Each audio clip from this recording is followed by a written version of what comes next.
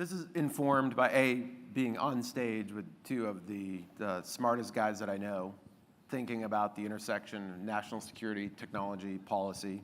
So there's that element of it, but kind of informed again by almost the red teaming heritage, right? Like early in my career with Neil Pollard, we did a lot of work for Andy Marshall at the Office of Net Assessment.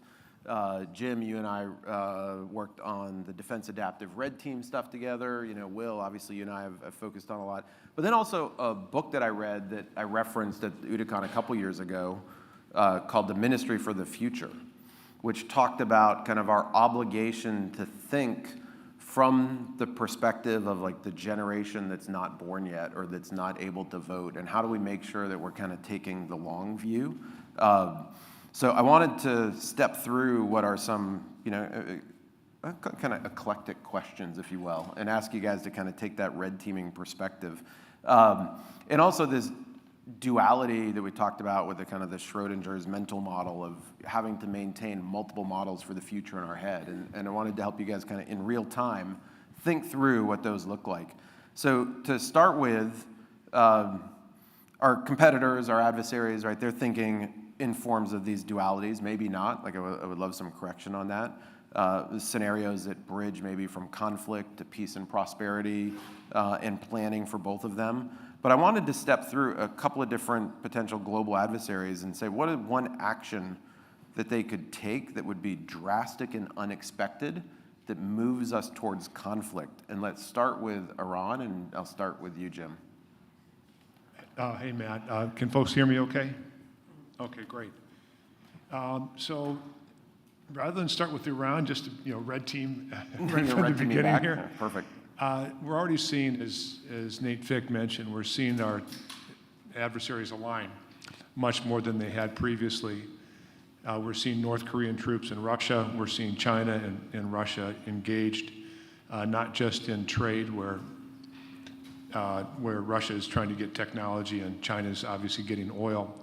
But we're seeing much deeper cooperation, including sharing of missiles and tech.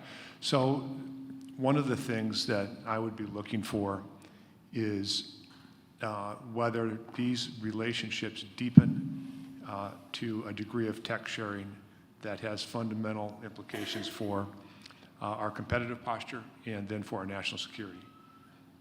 So I would start there rather than with the eaches, than thinking about how they can leverage each other, and whether then we will respond by sharing more with allies and partners, and whether we will begin to not just push out on technology, but begin to defend democracy more actively.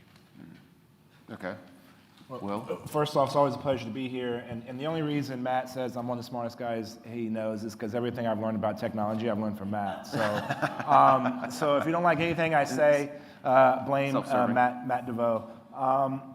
Look, it would just say, okay, what would be a super aggressive thing that our adversaries do? China is going to create an embargo around Taiwan. The Iranians try to close the Straits of Hormuz. The Russians do a false flag operation that's super debilitating in a NATO country. North Korea takes out the South Korean grid, right? These are, and guess what? They've tried all of these things at some level, right? This is going to the extreme. And I think on the aggregate, do all of these countries continue this effort to separate from the financial infrastructure that the United States and our allies can use to try to punish them? We've seen that post the Russian invasions of Ukraine. So I think a move towards that. But I think everybody now is rethinking how do you assess the response of the American government coming into a new administration? And one of the things that I would say previous administrations have gotten wrong is this concept of escalation. We think, oh, if we do something, the other side's going to escalate. And I can make the argument that every time we've had an aggressive move, it's de-escalated the situation. Let's start with the killing Qasem Soleimani under the Trump administration. You look at when Prigozhin was barreling down the highway to Moscow, and what did Vladimir Putin do? He acquiesced. And then even the recent example of the Israelis hitting a number of sites inside of Iran. The next day, the Iranian supreme leader made one of the most polite comments he's probably ever made in his 90-year history, right? And so I think this question about escalation is what everybody is going to be evaluating about whether they take one of those aggressive moves. It's interesting. I want to pivot off that for a second. I mean, because you outlined initially some scenarios that were kind of what we would call kind of the traditional conflict protocol, right? Like conventional conflict. But then at the tail end there, you talked about moving towards kind of like an alternative global reserve currency. Do you think that that type of move poses a greater risk than some of these, I don't want to call them micro conflicts because we're talking about regional, but does that pose a greater risk from a stability and national security perspective? Look, it's hard for me to imagine something else becoming a global reserve currency, but lessening the impact that the dollar has is absolutely, right? And so that continues to make things difficult here in the United States. If, one group of people we didn't include in our assessment is, what do transnational terrorist organizations do? What happens when Hezbollah gets $250,000 and buys 20,000 drones and uses those drones to attack some site in the United States, right? Like, it's a lot easier to do that than to convince someone to strap a bomb to themselves and blow themselves up, right? I think that's a scenario that some people are talking about and trying to plan for, but that's something that could easily happen tomorrow. Yeah. Jim, any perspective from an economic security versus conventional conflict risk? Yeah, let me make a quick comment on escalation because I really agree with Will. I just want to add a little bit to it and see if Will agrees back with my adjustment. Perfect. We sort of forgot after the end of the Cold War that escalation is a two-way street. We would assess today, China doesn't want a war with the United States, Russia doesn't want a war with the United States, and they should fear escalation as much, if not more, than we would fear escalation. If it's, and here's the place I want to add to your comments, Will, and that is if we can sustain a coalition, both public support within the United States and among our allies and partners that will continue to keep that pressure on. And so we've got to be thoughtful about how we escalate, where we escalate. We've got to be thoughtful about what's above the table, what's under the table, if you will, or the water line if you're a water polo fan. But we do need to understand that. And I think in the cyber domain, as you both know well, it's pretty clear to me that our failure to respond has led to the other side continuing to escalate.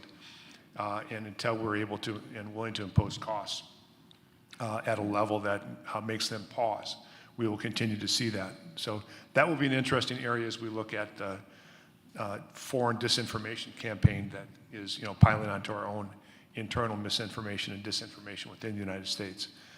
To answer your question a little bit, long term, it's all about the economy. Right? It's all about economic growth. It's the foundation of national power, including but not limited to military power. That is fundamental to our position. Now, in the near term, the possibility that military conflict will interrupt that, a conflict over Taiwan, whether it's an invasion or a blockade that results in shutting down TSMC, it could have $1 trillion+ impact like that. So the two are obviously interrelated, but ultimately, as someone famously said, it's the economy, stupid. They weren't calling you stupid, Matt. Okay. No. Glad that you clarified. So I agree with you. If we want to escalate, we got to be prepared to escalate, right? And our adversaries know that. There was no tactical advantage of leaving Afghanistan, right? We weren't spending $2 trillion a year. Yes, it was over the life of it, but that sends a signal. We're going to have these debates about what's the future of Ukraine over the next couple of months. Now, for a guy like me, it's like, it's a no-brainer. 5% of the DoD budget to dismantle the Russian military to support democracy. Hey, and we don't have to send our sons and daughters over there? Heck yeah, I'm in for that, right? But that's not a commonly accepted belief. And then let's take it even further. Taiwan, right? When I always say, how is my brother going to respond, right? My brother sells cable in San Antonio, Texas, right? Some people always get mad at me because I use my brother as the butt of all my jokes, the butt of all my jokes. No, he knows I do that. So yeah, the kitchen cabinet. It's approved. He appreciates it. That I'm thinking about him. One day he said, "Hey, I want you to call me on, when you're on stage, and we'll do something live." We won't do that today. But wait, we don't have an official relationship with Taiwan? We don't recognize them as a country? They're how far away? What do you mean? Semiconductors? Who gives a crap, right? Like, this crowd knows how important that is. And so you're right. There's another element, which is one of the things that makes democracy great, but it's also something that hurts us around the world, is that our adversaries know that, and they're trying to influence it, right? And they're trying to influence that popular support. And so if escalation 100% is two-way street, and we have some inabilities to escalate when we probably have to or should. Are there areas that you think would have called for escalation where we didn't escalate? Have there been any missteps in that regard? Jim, let's start with you. Yeah, Matt. And so we're Chatham House rules. Chatham House, yes. All right. I'm no longer at the NSC, but I'm certainly not speaking for the administration. Say it one more time. Say it one more time. Yeah, I mean, if you look at the history and just stay within cyber, first of all, look at the history there. Iran does a massive DDoS attack on us in the 2012, 2013 timeframe, and they don't face any cost because of it. I could go on down the line within cyber of places where we haven't responded. The Defense Science Board report I did with Jim Gosler on that topic, a central theme of which was whether you call it persistent engagement or something else, you need to hit back, and when a great power doesn't hit back, it says something about the will of that great power. So yeah, I think, and I agree with Will's assessment of actions that we take with respect to not just terrorists, but impactful and nefarious leaders like al-Somani who are acting as state-sponsored terrorists, basically running networks. Going after them makes a lot of sense. I don't see that as necessarily escalatory even. It's a part of sensible national policy. Will, how about you? From an escalation Sure, misstep a or failure? more aggressive response to the Iranians and the Russians about targeting, using the Houthis to target commerce through the Straits of Hormuz, right? I think that's a simple one, because guess what? This is something where work with the Israelis, do it ourselves, work with the Brits, and hit some of those locations to break the Houthis' ability to do that kind of thing. That's one. Now, the Russians and the Chinese in our airports, in our water supply, in our power companies, right? What should the response be, right? We're not going to hack the Chinese, global infrastructure. I think that goes against our values. But we haven't built a broad enough coalition to respond in kind. Should we have gotten everyone in NATO to dispel the Chinese diplomats or the top 10 Chinese diplomats, right? We still haven't figured through what the consequences of some of these digital actions are, because us responding with the same digital action doesn't necessarily make sense. And so all of those are examples of where we should have had a more robust response, but we can't do it by ourselves. We have to get others to help, because that is going to be something that makes the Chinese or the Russians think twice. The danger of having two of our former keynotes on stage together is I want to dive down that line of questioning for another 15 minutes, but I do want to pivot and ask you, using that same kind of mental framework, what's one drastic move they could make that would be unexpected that drives us towards a more peaceful posture? Look, so we go down the same list. China going to the United States and say, hey, let's build a moon base together, right? The Iranians opening up to the IAEA for review and saying, this is truly only used for infrastructure to get reintroduced to the rest of the world. It's the North Koreans agreeing to a joint economic zone with South Korea. Many of the things that China has actually proposed they should do, and Russia is real simple. Be like, hey, we're gonna, at a minimum, saying we're going to submit to, we're going to cease all hostilities. Even better, getting out. Yeah, I think that of all those, the most likely with the upcoming Trump administration will be Russia, and Trump pushing the deal on Ukraine that I hope will be reasonably, if it happens, will be reasonably fair to the Ukrainians, given the relationship that Trump has had with Putin. But I don't think any of them are terrifically likely, and in part because each of those countries, the leadership of each of those countries, sees the United States as weak, divided, and not in there for the long term. They think they have a long-term advantage over us, and so to the degree that we can bring ourselves together, and I know after the night after elections, a tough time to make that case. I'm sure there are people in the group here who are jubilant over last night's result, and there are people who are despondent. But ultimately, the great thing about a democracy is that we do the election, we have a new leadership coming in. If we do it right, we move forward over time. And so if we can, and I'm not saying it's easy, it's one of the most difficult things that we face as a nation in our history, to bring ourselves back together. Until we do that, I think the chances of our adversaries taking steps that unilaterally make things easy for us is very remote. 100%. And look, 2 weeks ago, I was at an event with a woman who should be the president of Belarus. And she made this comment. She's like, I envy you Americans. And everybody was kind of like, what is she talking about? She's like, I envy y'all. She goes, because you don't know who your next president is going to be. And I'm like, that's actually a really interesting point, right? Like, that's the beauty of democracy. We didn't know that what was going to happen, but I will say there, and Ambassador Fick made these comments earlier. There are still some areas of cooperation, especially about the threat of China to our way of life, the need in order to modernize our military in order to operate in this new environment we see. Those are areas that there is going to be. You're going to see. It was a smooth. Not I want to say smooth, but it was an evolution from President Obama to President Trump to Biden, and it will be the same when it comes back to Trump.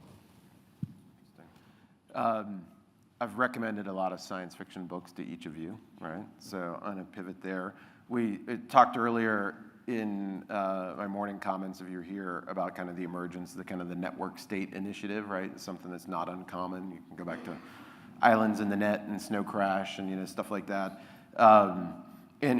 I've been tracking that movement closely, going back all the way to the Principality of Sealand, which was the little tiny gun platform off the coast of England that somehow managed to get impractical autonomy in that regard to issue passports.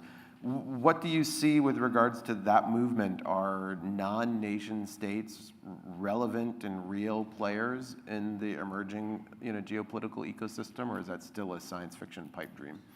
And Jim, you look like you're on the cusp of saying something. So. Oh, yeah, I was just anticipating what Will was going to say. Yeah, once again, I think what Nate Fick said about this, I think is right. The state-based system, the Westphalian system, that we live in is still, it has some legs to it. I think for a period of decades, if not more. And it's not just in our national interest, it's in our individual human interest to reinforce that. Even if we didn't want to go that direction, look at China, look at Russia. There's very little prospect that absent a revolution in those countries, which does not look very likely in the near to midterm, to say the least, that the non-state actors are going to have a predominant role. If we want to protect the rights of individuals, the rights of companies, if we want to protect free markets, free trade, we need to use the state, the United States of America, and our alliances and partnerships in order to do that. So there's no doubt that the power of individual companies, including big tech today, is enormous, and it's important, and it has to be accounted for. It's no doubt we need to do better on public-private partnerships, not for the government to steer them by the nose, but for the government to listen and to help empower them, including in cyber, but in other areas by sharing information. But I think at the end of the day, the state-based system is still going to be the predominant system globally for at least a period of a few decades. I wish I could disagree with him, because I think panels are always more interesting when the people up here are like, "You're a jerk," But I agree with that, right? Like, yes, we understand the role companies are going to have. Is Praxis, the current day version of the first iteration of the East India Company? I don't know. The East India Company was kind of crap for a little while until it became, ended up having its own military, which was larger than the size of the British. But I still think the nation state has the, an authority, a legal authority to conduct war. It has law enforcement functions. It has the function to regulate and do oversight, right? And I think those powers are always going to trump whatever you're seeing from some of these network states. Let me try a small asterisk and then a possible larger asterisk. The smaller asterisk is the individual cases like Elon Musk turning off Starlink for the Ukrainians when he was worried they were going to sink too large of a vessel in the Black Sea. And there will be those instances where private sector technology is used in conflict, in crisis, conflict, coercion, and where the private sector then has a role because of that. By the way, the U.S. military, as it looks to leverage Starlink, now wants to have, that right for itself, which makes good sense. And a larger question that is a big asterisk, I think we have a path forward if we manage it correctly, is about AI, and we're probably going to talk about that, I'm guessing, Matt. But today, we've got several companies spending tens of billions of dollars in the pursuit of artificial general intelligence.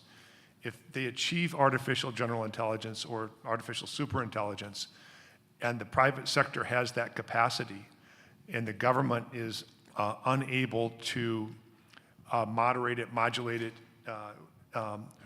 work with the companies, and have a regulatory framework that both enables the power it provides and mitigates the risks, then I think we're going to have a fundamental, the possibility of a fundamental shift of power between super empowered AIs and the companies that I hope will control them, and the government. That's a big asterisk.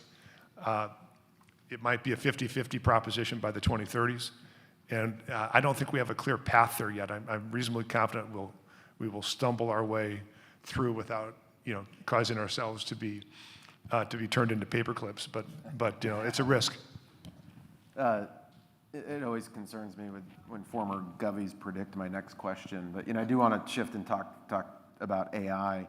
But putting this kind of like Ministry for the Future spin on it, what are some ways that our competitors or adversaries, whatever you might call them, be thinking about AI that would be surprising to us? what's an unconventional use case that you think is kind of inside the adversary's domain of strategic thinking that maybe we're ignoring or is non-obvious to us? Not obvious to us or not obvious to my brother, all right? Like, I think, like, look, this group here, right? Like, y'all are on the forefront of talking about stuff that nobody even knows the names of in certain circles in government, right? And so I think that's the issue. And it's not about some unique or novel thing that they're doing, but it's about something that they're doing that we're never going to do, right? Look, if you don't care about civil liberties, you're going to have data sets and capabilities that we just don't have, right? If you're authoritarian government and you can move all factors of production towards something, you can get somewhere faster. And you're not using the tool in order to create openness and create new things. You're using it to preserve your power, right? And so I don't think those are novel use cases, but that's a reality that we need to recognize. And guess what? If they get there first, I don't think the Chinese get to AGI before the United States does. The level of creativity that's needed and openness, you just don't have that. You don't have that there. But things like quantum, I know we were having conversations earlier. The use of these new tools in biology, in synthetic biology, they're not going to be encumbered by some of our rules. And so I think those are the issues that I'm worried about. And again, it's not a novel, unique thing. It's just that if they do the thing that we all kind of think they could do, that's dangerous. It's the convergence without the regulatory or the ethical considerations associated with it. Jim, your thoughts? Yeah, I agree with Will and probably his brother too on this one. The things that are obvious to the people in the audience are, expansive numbers of autonomous systems on the battlefield, use of robotics in industry at a level we haven't seen. For those of you who work in biotech, the implications for synthetic biology and for superhuman capacities by humans, and then merging that with where we're going with robotics as well is going to be extraordinary. All of those are sort of foreseeable and have potential for great catastrophe if for example, with a bioengineered a virus. I think the thing that is a question mark that we've got to consider, I think if one of you had said this, I'd be probably arguing against it, but I want to put it out there as something we have to think about. We have believed since Adam Smith's Wealth of Nations that the invisible hand was the most effective way to conduct human commerce and through markets and so on. And we've seen the failure of centralized economies, going back to the Soviet Union and others. Working in the Department of Defense, I can say I've seen this failure of a centralized economy in that regard as well, where market forces weren't present. And the question is whether AI, and something Will said made me just think that can't be ruled out at this time, whether an AGI will have the capacity to do what the invisible hand does, but do it faster and better, and whether that will then have implications for our competitive posture vis-a-vis China in particular as it develops that. I wouldn't bet on that, but I think it bears watching and understanding how the increasingly capable AI systems that we have today, as it moves toward AGI at least, impact the market economy and the ability of individuals to drive that as we look at worlds of monopolies and monopsonies where there's more centralized power in part because of this AI, I think is worth looking at. And I drank the Kool-Aid as a young kid about our system of democracy and open markets. I would still bet on us, but I think it bears watching. Interesting. As we move into kind of the last 5 minutes, I want to do a little bit maybe more rapid fire. Tighten up our answers. Tighten up your answers. I know you're a politician, so it's hard sometimes, but we're former politicians, right? Yeah, now an entrepreneur. So welcome back to the club. From a technology perspective, what technology are you most afraid of or presents a global risk? And Jim, take the kind of your old counter-proliferation portfolio out of the equation. Yeah, I think the technology with the greatest upside and the greatest risk is artificial intelligence. And the risk is not just AGI, it's the exploitation of artificial intelligence by nefarious actors. And I particularly, sorry to go back to the counterproliferation, but particularly concerned about in the area of biology. This crowd may disagree with me. I do think it's quantum computing. I think yes, we can change our encryption right now to what, 4, make it a little bit stronger. We can have quantum resilient encryption. But I go back to this crowd's old enough to remember Y2K, right? Like it was $4 billion spent by the government. There was a special committee in the Senate set up on changing the date in computers from 2-digit to 4-digit, 4B, right? And I think the impact that all of our secrets, all of our information getting out there, I think that is something that's probably going to happen faster than what people predict, and is something that could really erode our position as the most important economy in the world. Jim, you kind of already answered this to a certain extent. I was going to provide the opposite. You kind of had the duality, greatest potential for prosperity, greatest potential for risk with AI. Will, what would you put as the greatest potential for prosperity? What technology is going to provide the most value? I do think it's AI, right? I equate AI to electricity, right? It was great to have lights in 1898, but it was awesome to have a toaster in 1908 to brown my own bread, right? It's all those applications that are going to be used in order to make life easier, to give people more time, to make decisions faster. I think that is what is going to allow our economy to continue to grow and more people to move up the economic ladder.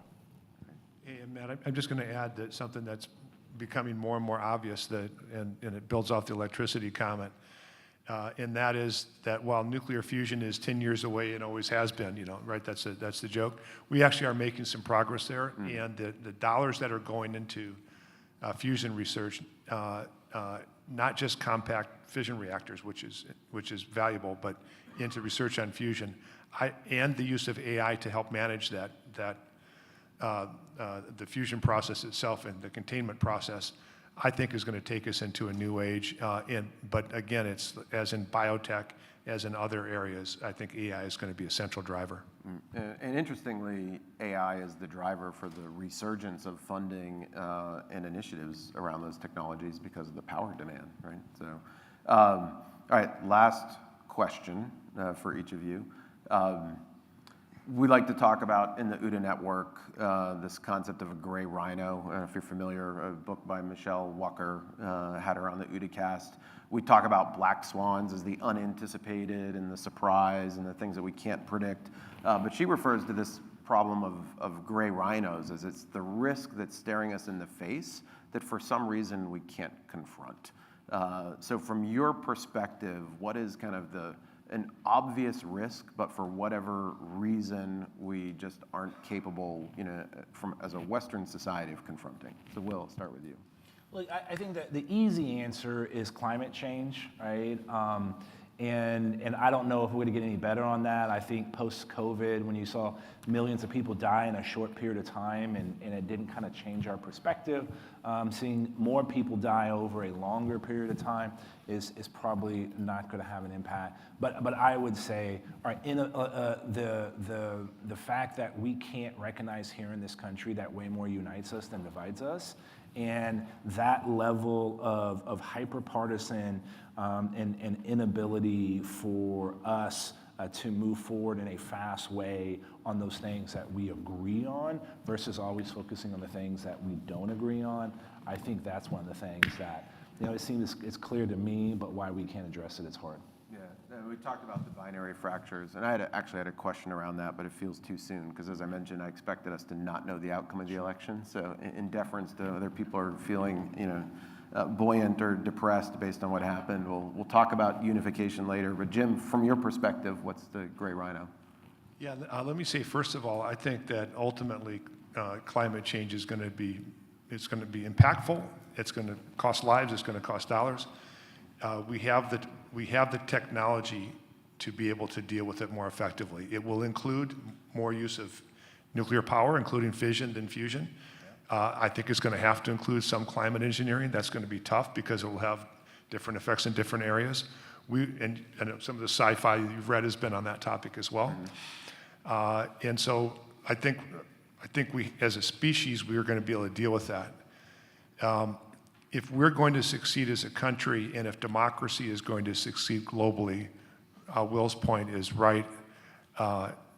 We've got to find a path back. I mean, if you've, I've been reading the early histories of the Republic, and if you look at the fights between Hamilton and Jefferson, for example, and others, and how those expressed themselves, you know, you can see the antecedents of some of the things we're seeing today. So it's not new. We've got to find techniques, and where possible, I think also use technology in ways that help us and help us move forward as a country. You know, Churchill said that democracy is the worst form of government aside from all others. I believe that's still true. We have been able to innovate faster than others, and now if we can bring ourselves together in some form, it's going to be bouncy, it's going to be ugly, there'll be some elbows thrown, maybe even some stuff, you know, below the belt. But if we can find a way to move forward as a country, that will be the most important thing. That will drive the success of democracy, of open markets, of innovation, and ultimately of a greater world for all of its people. Excellent. Thank you, gentlemen, very much. Appreciate you being here.